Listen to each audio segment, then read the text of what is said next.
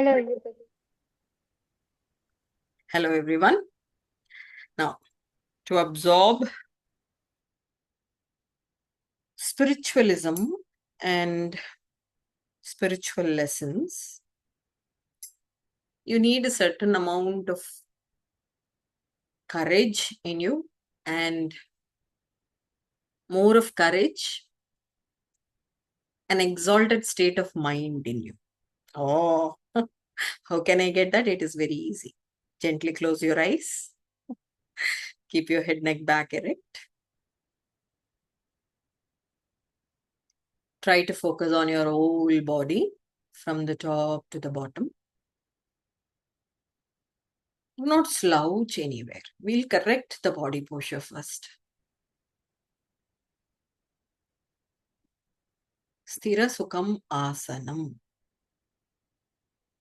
Only when there is mental stability, there would be bodily stability too. So we'll work the other way around. We'll work from gross to subtle. Stability shall be attained in the body by postural correction. And then slowly you'll find your mind is settling down. The dust is settling down. Now lift up your torso nicely by lifting the navel up. Elevate your shoulders. Push your shoulder blades backwards and downwards. Relax and collapse your shoulder joints. Make your head stable and steady. All awareness between your eyebrows. The face is relaxed and radiant. Slowly shift your awareness from the eyebrows to the heart center. To the center of your heart.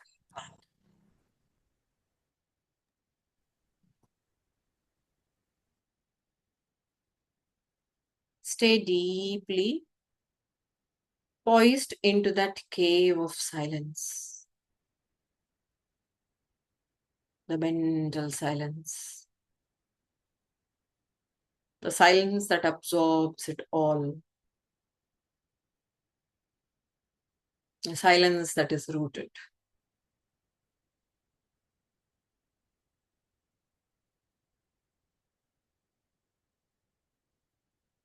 Inhale slowly and chant 3 Omkaras. Om.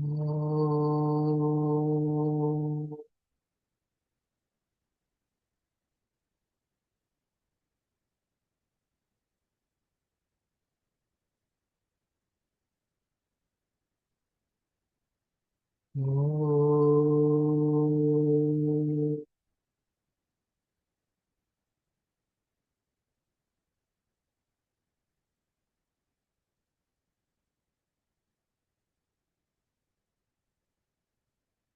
Om.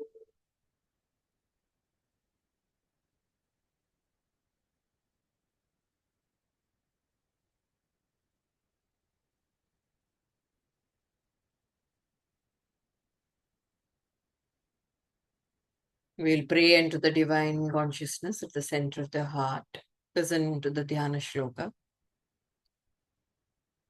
Yam Brahma Varunendra Rudramarutaha स्तुन्वन्ति दिव्यैस्तवैः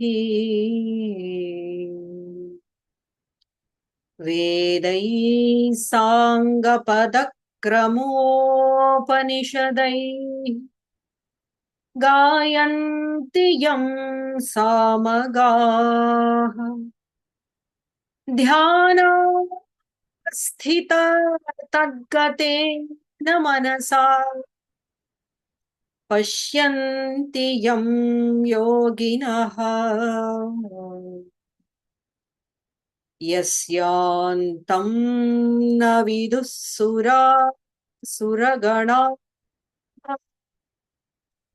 देवाय तस्मै नमः देवाय तस्मै नमः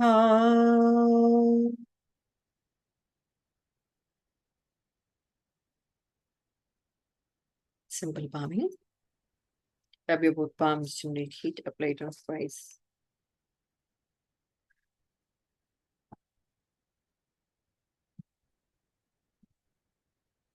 So in the previous class, we did 2.67 and also understood how a person who is rooted, a person who has restrained the sense organs away from the sense objects can be more stable. And on the contrary, one who doesn't would be like a boat without the flag posts, without the masts of the boat in a turbulent ocean. Why is it turbulent? Because the mind, who is the master of all five sense organs, is being taken away, stolen away from its precious inner peace by these sense objects. Now, what are sense objects? Sense objects are many. The vision that you see, the speech that you hear, the taste that you have in your tongue, the smell, the olfactory senses of your nose, and the skin, the touch of the skin. Primarily, these are supposed to communicate with the outer world. You this is the primary function of sense organs. But what had happened while living in this world, while interacting with people, or doing normal day-to-day activities, these sense organs, although not communicating anyway, try to steal the heart, try to steal the mind, the mental peace, by just deflecting ourselves from the path. Suppose you're writing a poem. Forget spiritualism, forget meditation.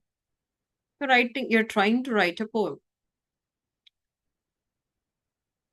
And you're deeply inspired by two sparrows which were knocking at your window. And you want to write a poem. Now, suddenly what had happened? After writing 2 to 2.5 lines, you get to remember, oh my God, I didn't clean the room. Oh my God, these persons are about to come. Oh my God, I've forgotten the pot in the stove, which is boiling. Now, why is this distraction happening?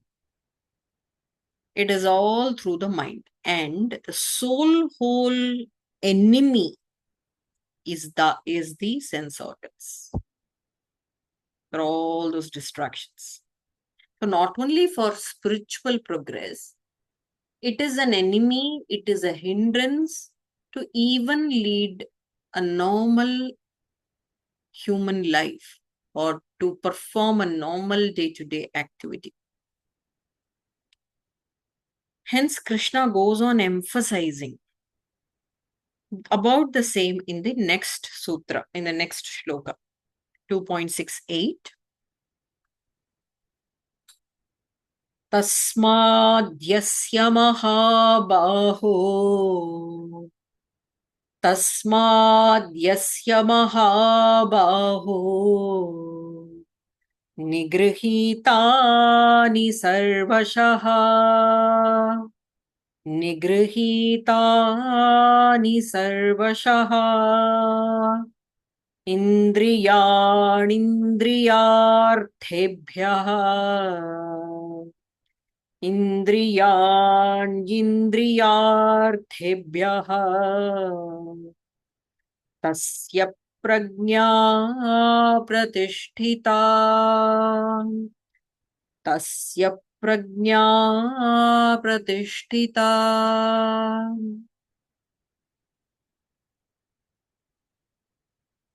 Just as the usual pattern, I'll give the literal meaning first and then we'll go into the details of why every word, importance of every word in the shloka. Tasmad yasya mahabaho nigrihitani sarvashaha.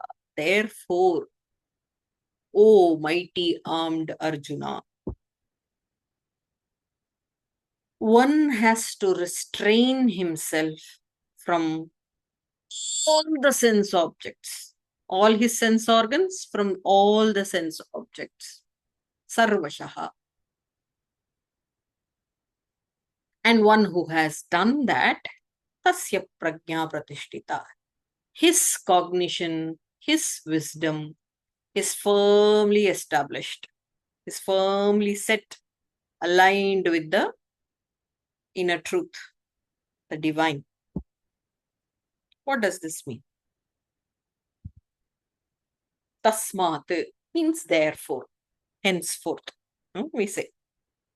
When do we say henceforth? When do we say therefore? When we try to prove our statements with all the derivatives, with all the pragmatic statements that we have already delivered previously. Yes? And then we say, henceforth, I'm saying that I am right. You know? So that henceforth comes only at the conclusive part. We are going to conclude something. Now, why is Krishna concluding? He is going to speak a lot. Didn't he know? And he's going to speak for 18 chapters. Why is he concluding here and there? Every time you see henceforth here, tasmat, the word tasmat, henceforth, therefore. This means that Krishna, after having looked Bhagavan himself, the Ishvara himself, the God himself, after having looked upon all the sufferings of the beings, doesn't he know? And we suffer. We suffer with miserable things like death of near and dear relative. We suffer out of our own diseases, our own body's troubles. We suffer because someone makes us to suffer. Some boss of mine or some relative in my own house. Hmm?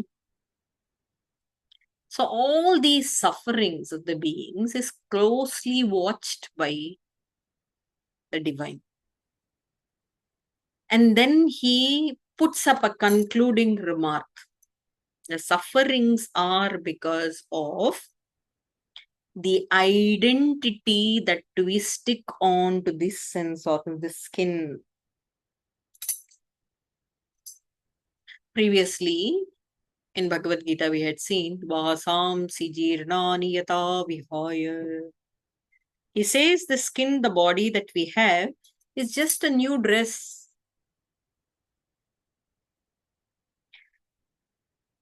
When the dress is unworn and is thrown on the couch, will you call that to be Lalita? Will you call the clothes to be Nico, Gabby, Aurelia, Neha? No, you will not. That is my cloth. That is my dress. It was stinking, so I just thrown it away. That identity that we stick on to this cloth that we are wearing is the cause of suffering. Why is this happening? This is happening because of the powerful sense organs. Oh, it was God who created them. I didn't ask for any. I can be an amoeba which had no eye. No ear, no skin.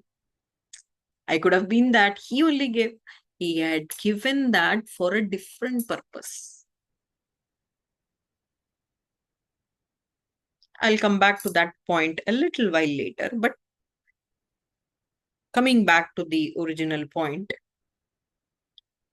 divine understands very well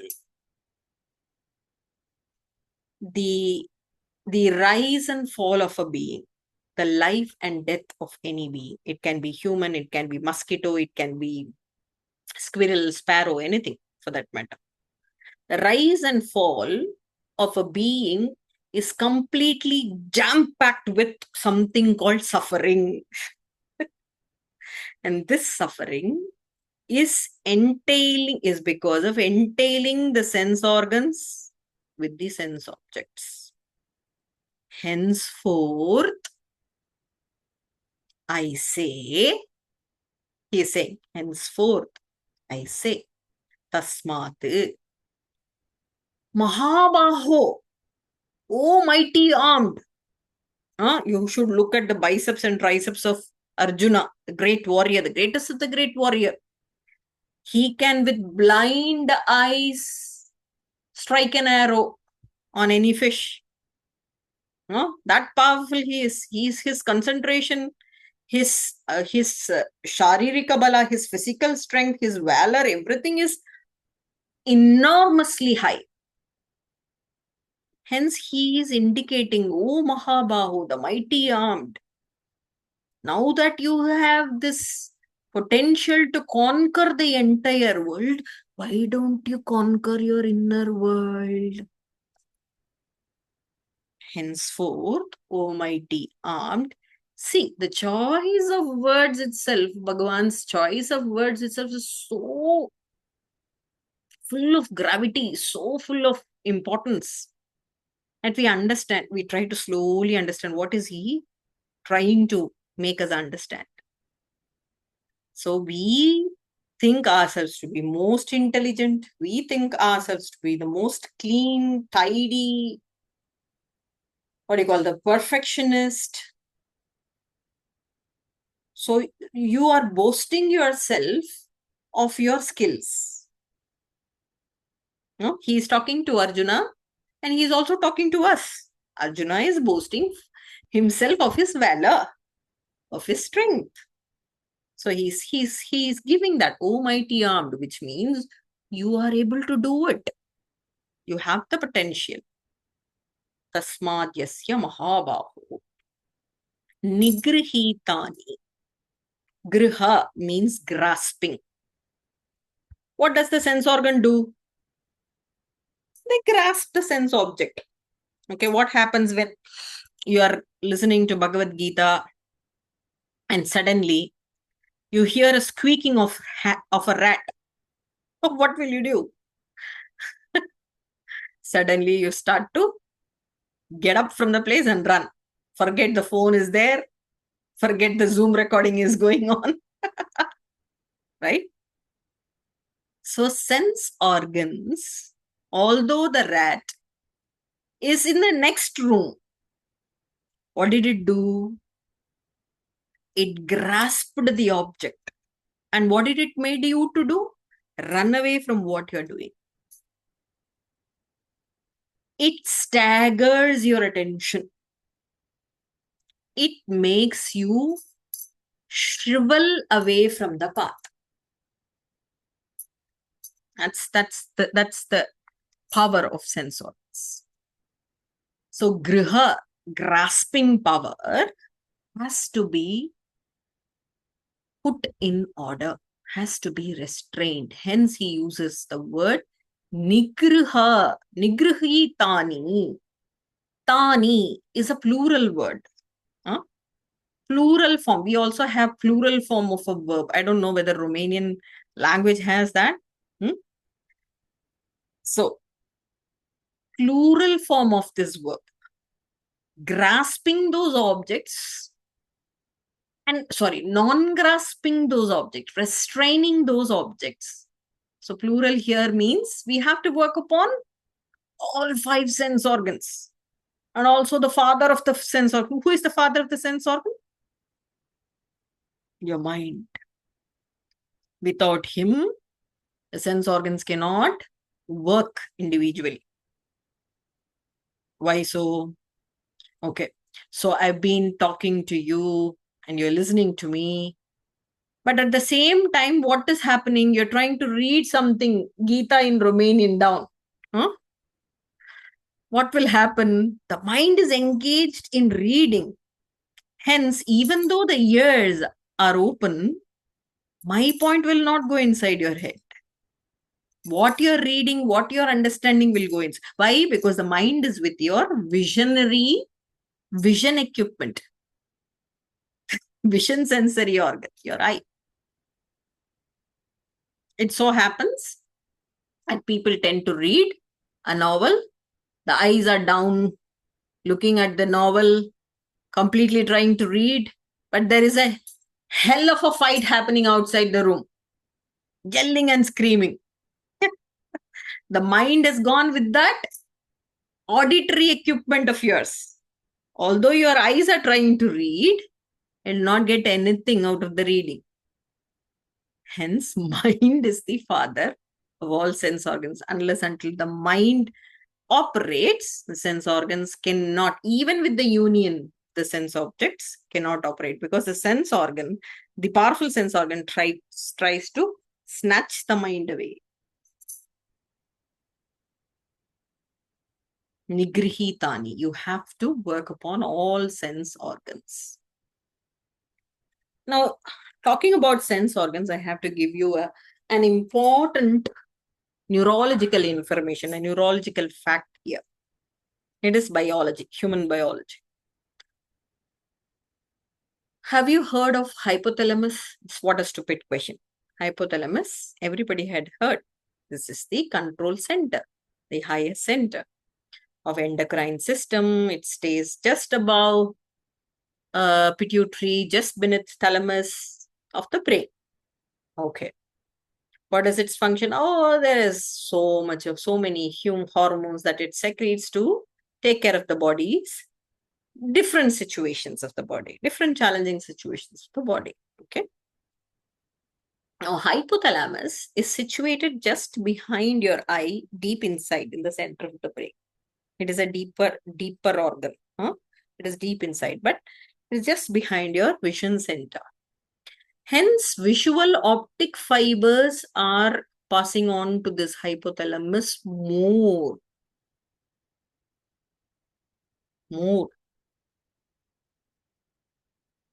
Whatever you see, that imprints the hypothalamus more. Hence, in yoga, we believe in pratyahara. Svavishaya asamprayoge chittaswaroopanugara iva indriyanam pratyahara. Rishi Patanjali says, the chitta, the memory, implants some highlights of the vision signals into its box, into its docket, into its file. Now, do you store all the events? No. Only highlights are stored. And it is very difficult for it to get released out. It is in fact that difficult even after lives. Not only this life. In the coming lives, these visual impacts are stored as samskaras, deep impressions in your chitta, in your mind. And what are we watching? Horror movies, thriller novels. What are we watching? What are we made to watch? Those things that can deflect your path of silence and peace. You're into Facebook scrolling, you're into Instagram scrolling. What do you watch? Oh, it is just entertainment. Too much of entertainment. in the wrong manner. It is developing all sorts of negative qualities. Why? Hypothalamus has efferent and afferent nerves from and to limbic cortex. What is limbic cortex? The emotional brain, the old brain. Whatever you see, it gets imprinted in your head and you emote accordingly. And from the limbic cortex, there are afferent nerves all passing to the muscles. Now, whatever you see gets imprinted deeply, and it makes you emote in the same manner and act in the same manner, whatever you watch. Now, this is the strongest sense organ that I'm talking about. Now, add upon what you hear. Add to that millions times what you taste. Add to that whatever you try to, feel with your skin. Add to that with smell, everything. All sense organs put together. Oh, in a day, in a lifetime, how many samskaras, deep rooted as vasanas, are retained in your chitta? Now, do you understand the gravity of pratyahara, of restraining the sense organs? How do you restrain these sense organs? I'm not going to eat anything for 12 hours. I'm not going to watch anything, keep my eyes closed. I'm not going to stay in an air-conditioned room and in 48-degree temperature. Gwalior is experiencing 48-degree temperature. I'm not joking, huh? 48-degree. This is not control. This is just flaring up the fire inside the sense organs. The moment 12 hours are done, what do? You try to gulp in all sorts of food stuff that you want to have. You try to watch all the unwatched. So this is not restraining. This is not right measure of control. What is restraining? Nigrihitani sarvashaha. Restrain all sense organ. What is the right control? Pratyahara is the right control. What is pratyahara? Pratyahara is withdrawing senses. So just the opposite of griha, grasping. The sense organs try to grasp the sense object. You try to withdraw them. It does not mean that you should not experience anything nice. You should not experience anything, enjoy anything good. No. It is a wrong concept. That will make you dry. That will make you a person inside out dry. No. Enjoy, experience, but in the limits of righteousness, shastras and dharma. What we started in the beginning, which some people missed. So I'm again explaining what is righteous living. What is that is mentioned in shastras, in scriptures? Why am I saying that? Only yoga shastras, only Indic scriptures are exalted high, only Indians are wise. No, not like that.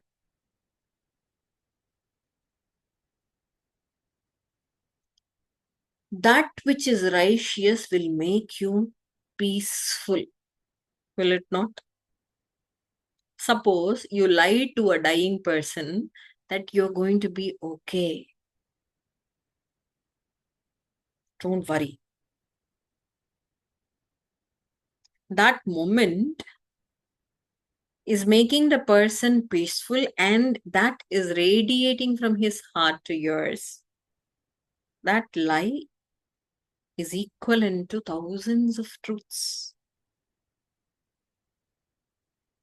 So righteousness is not according to the nourishment, the nurturing aspects of your parenthood, or how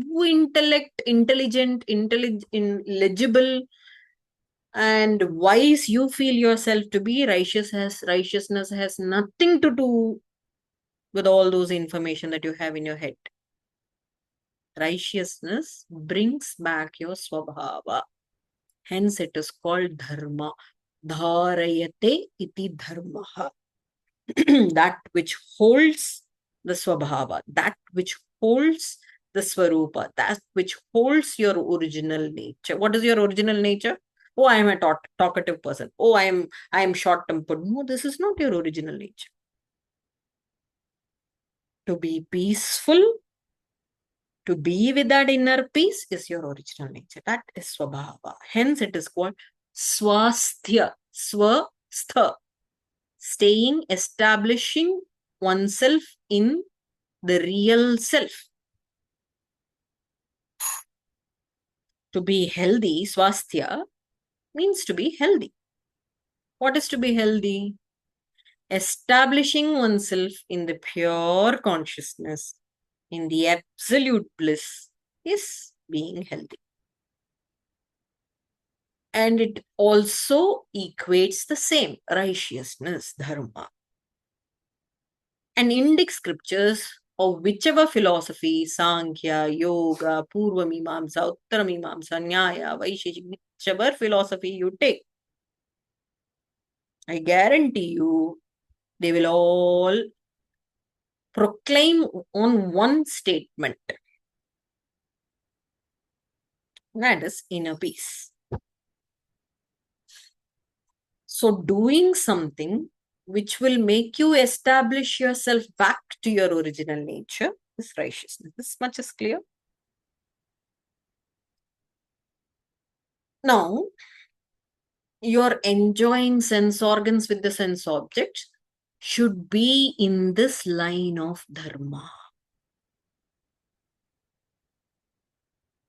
Am I exploding too much of principles into your head?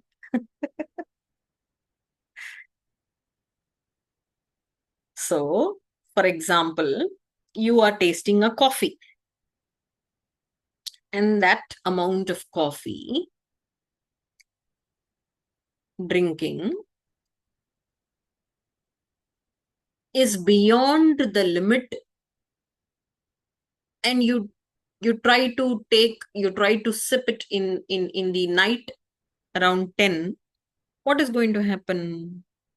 It's simple science, simple calculation. It is going to make you stay awake, and the morning, will you be peaceful? Will you be the same? Or the blurred head talking nonsense to people the entire day because of lack of sleep? It was your choice to drink coffee at night, 10 p.m. And then you're behaving rudely to people. Is it dharma? Is it dharma? It cannot. So when you drink coffee in the light of dharma, under the parenthesis of righteousness, then you are ordained in pratyahara. Number one. Number two, withdrawal of senses should also happen. The tongue should always move towards the higher sensory perception, which should taste the higher rasa, higher essence. Rasavarjam, rasopyasya, param drishtva nivartate. A friend gives you a cup of coffee to drink, and you are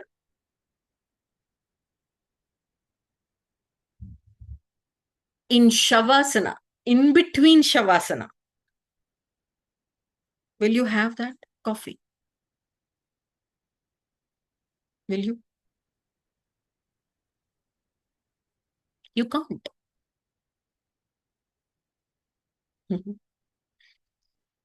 So when your taste is tasting, when your taste buds is tasting a much higher perceptive taste, param drishtva, after having entailed itself into that ultimate sukha, ultimate bliss, it seems to be worthless, funny, and you will not be dependent on it.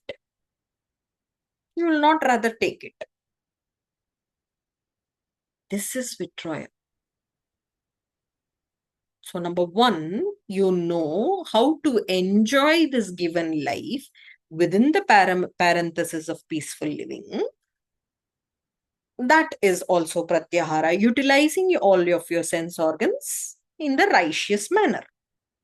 Number two, this purpose of sense organs is not to communicate with the sense objects.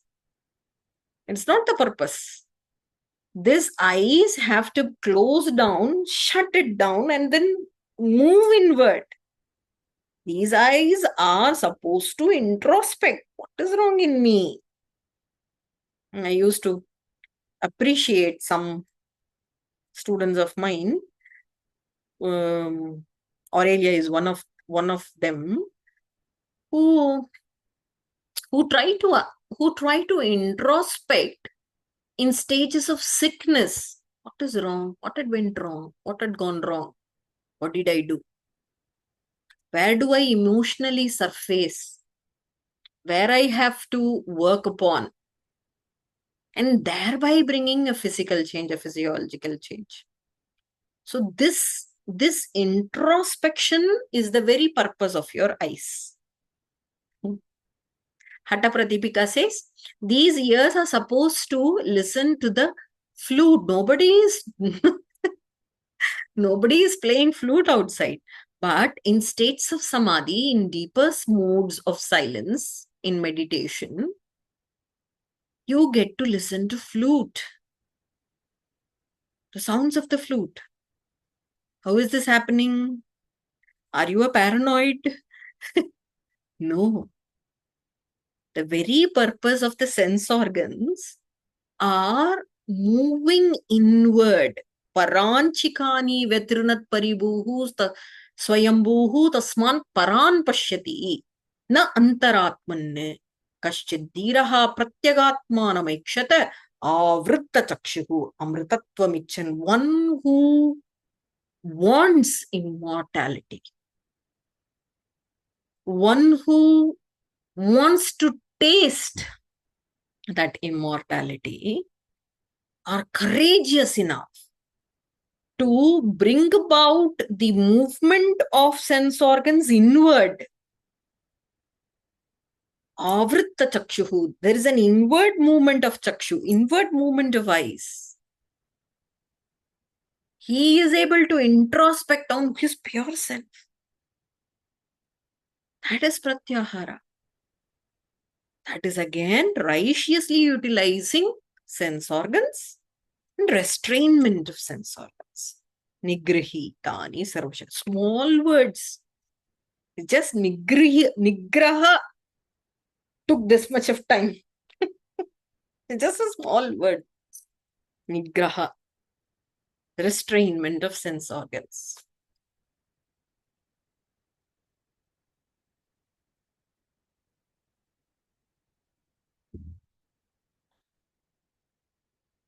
In Aksharamanamale, a Tamil scripture written by Bhagavan Ramana Maharshi, he says, he talks to Arunachala. Arunachala is the Lord Shiva. Even now you can find him in the Ramana hills, in Arunachal, in Tiruvannamale. So he talks to Lord Shiva directly in the poem. It is in Tamil, but I would try to translate. ஐம்புலக் கள்வர் அகம்புகும்போது அகத்தில் நீ இல்லையோ Arunachala.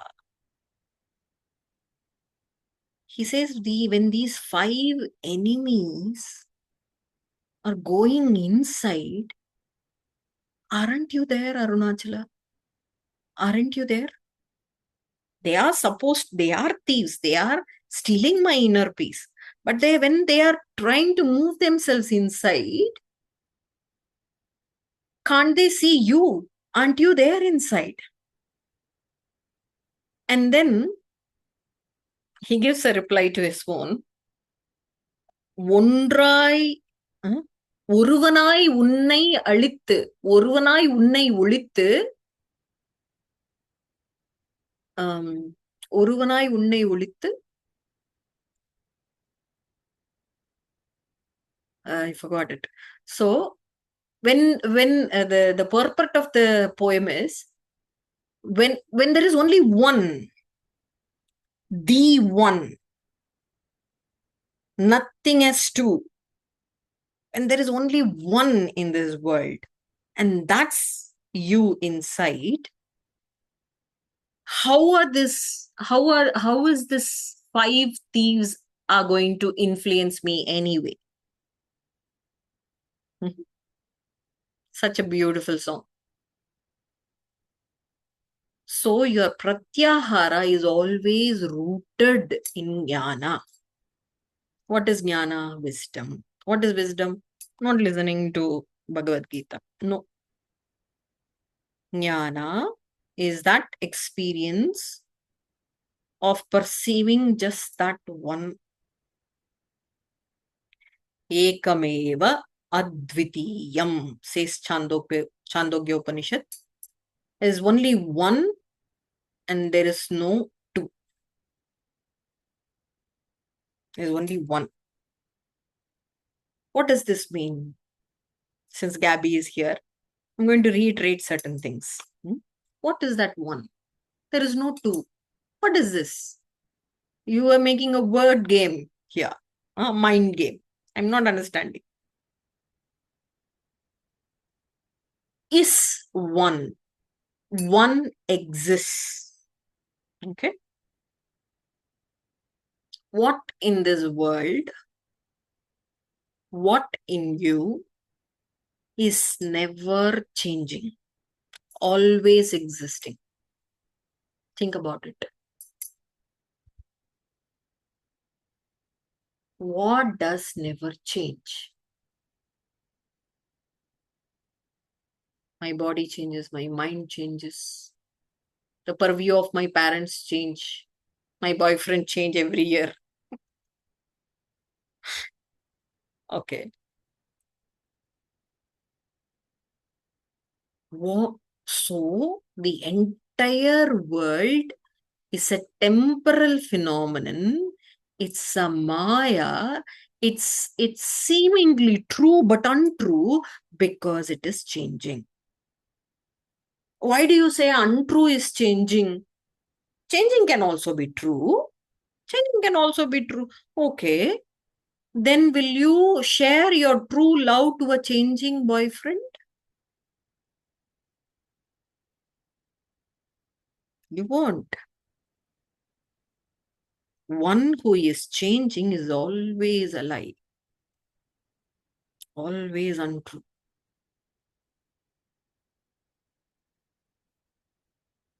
Like your body, the mind. Forget about others. Huh? Don't equate any other in your assumptions. You introspect on your own self. Your body deceives you. 20 years later, your hair was much more lustrous. 20 years ago. Now it isn't.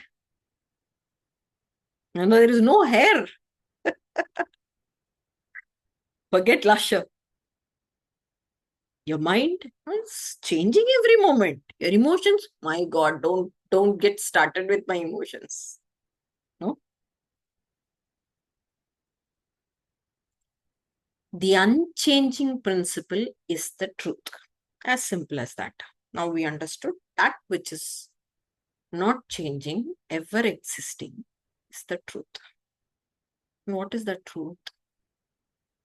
That truth is that your existence You exist even before apocalypse, after this apocalypse that is going to happen,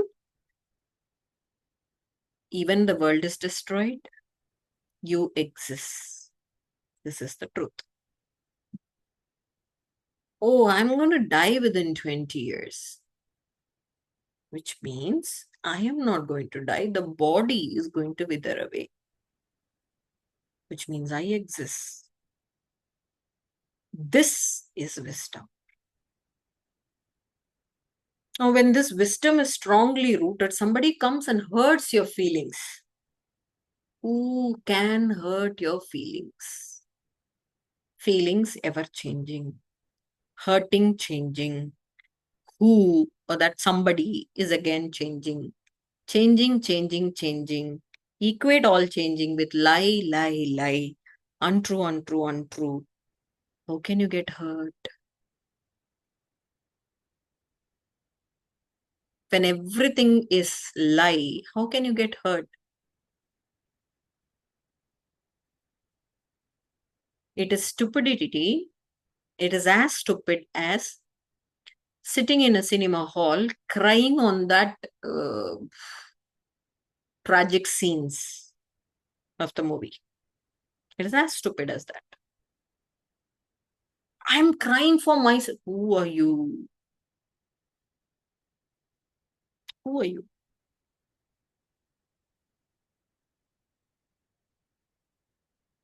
I am this. I am so and so's daughter. This is my name. This, all these are going to change. Is this again going to be a lie? Why are you worried? This is jnana. When you are rooted in this wisdom, you will always see only one, like Ramana Bhagavan. When he says all those 5 T's are going inside, and there is only you. There is only me. There's only you, Lord Shiva. Even those thieves coming and going is just your Maya. It's just your Sude idu. Now I got. Un Sude idu Arunachala is the phrase that I forgot. It is your Maya Arunachala. It is all those seemingly real but unreal. How can these 5 sense organs coming inside steal away my inner peace, my divinity? How can this be possible? Or if at all it is happening, then you are trying to test me. This is unreal. So when your jnana, when your knowledge is rooted, when your wisdom is rooted, there is only one. Ekam sat, ekameva advitiyam. Sorry. Ekameva advitiyam. Kathopanishad says, Neha nanasti kinchana. There is no plurality. There is no plurality. Oh, you see different clothes? You see different colors? Forget spiritualism. Science says there is only one color. There's only white. Can you believe this? There's no plurality in this universe. Coming back to science again. Aren't we the laptop that we are sitting before, the couch that we are sitting on, the pillow that we are holding behind? Everything is made of atoms.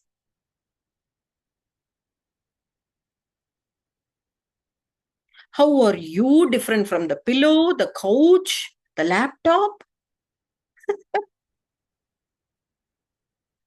When everything is one, ekameva advitiyam. There is only one. There is no two.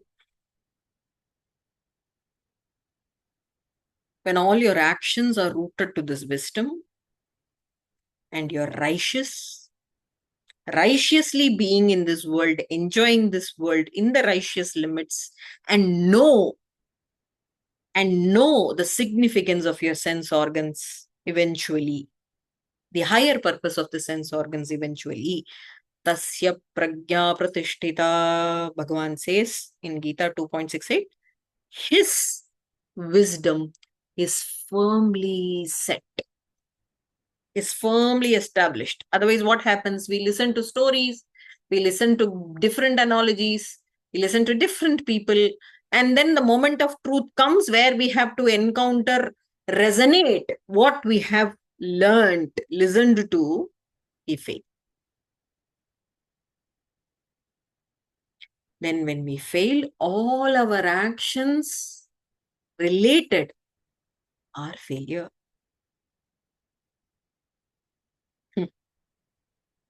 Then the choice of listening has to differ, has to be different.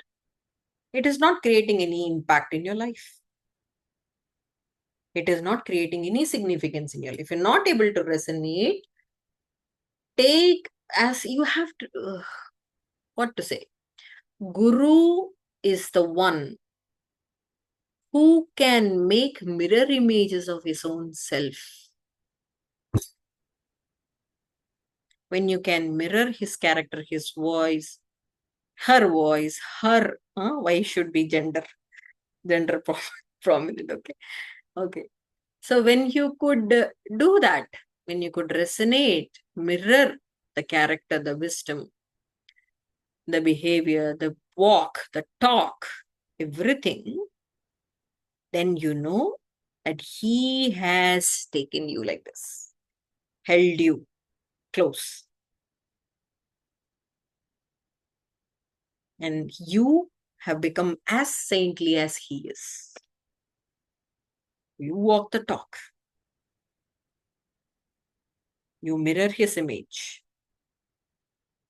You are on his footsteps. Precious, righteous living. Hence, importance of Shastras like Bhagavad Gita, importance of finding the right Guru is very, very important.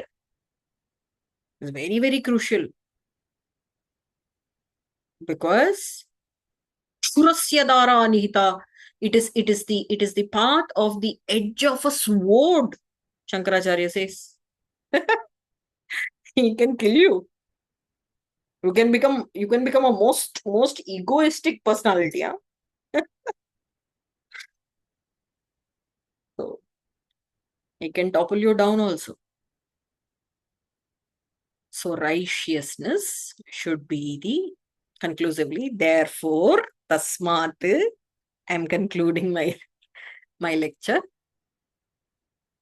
Therefore, righteous living as sanctioned by the Guru and Shastras is the right amount of enjoyment of experience, enjoyment or experience with your sense organs. That is one kind of restraining. Second, knowing the esoteric importance of the sense organs and withdrawing the sense organs from the objects, introspecting becomes the second part of restraining the sense organs. When these two parts are done effectively, tasya prajna pratishtita, the jnana is firmly established. The wisdom of being the one, perceiving the one, but not any, but not many, is firmly established. Thank you. And questions?